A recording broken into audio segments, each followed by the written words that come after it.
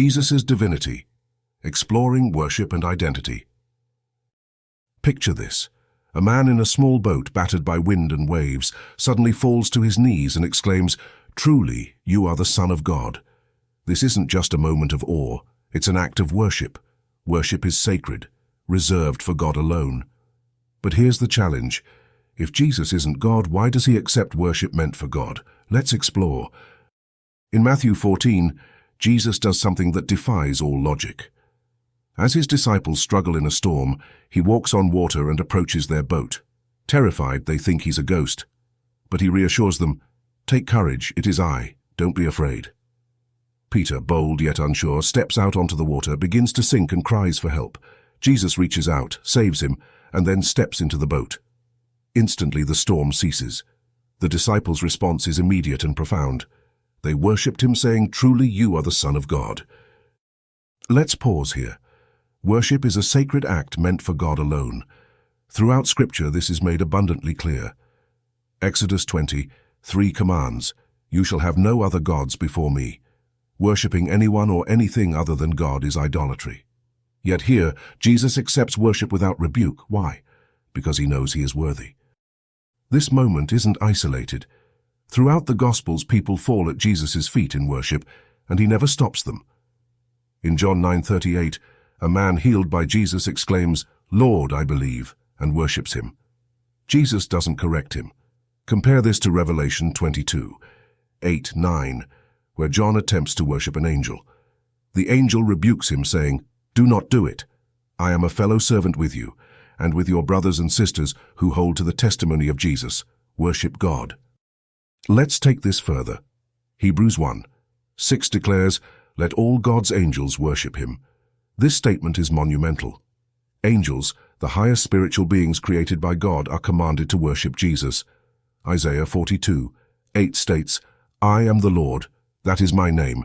I will not yield my glory to another or my praise to idols." If God doesn't share his glory, why are angels commanded to worship Jesus?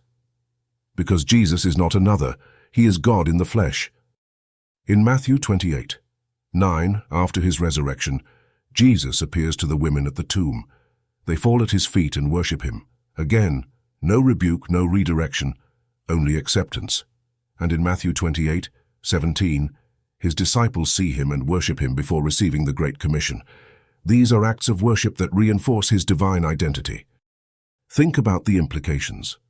In John 10:30, Jesus boldly declares, "I and the Father are one."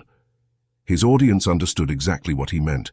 They picked up stones to kill him for blasphemy because in their eyes he was claiming to be God. In Revelation 5:12, 14, we see a vision of every creature in heaven, on earth, and under the earth worshipping Jesus, proclaiming, "Worthy is the Lamb who was slain." If Jesus isn't God, why is he included in this universal act of worship, reserved for God alone? Now let's address the skeptic's challenge. If Jesus isn't God, how do we reconcile these countless moments of worship? Why does he accept what angels and prophets refuse? How does he justify receiving the reverence due only to the Creator? Jesus' acceptance of worship isn't just a historical detail. It's a bold claim to his divine identity. From walking on water to calming storms, from receiving worship to commanding angels, every action and statement points to his divinity. If he isn't God, then these actions become incomprehensible, even blasphemous. But if he is, then these moments affirm the truth of who he is, the Son of God, one with the Father. Skeptics, this is your moment to respond. If Jesus isn't God, explain why he receives worship. How does he justify what Scripture says belongs only to God? Share your reasoning in the comments, and let's explore this together. And if this made you think, don't stop here, subscribe. This is where we confront life's hardest questions and seek the deepest answers. Who is Jesus to you? Let's talk.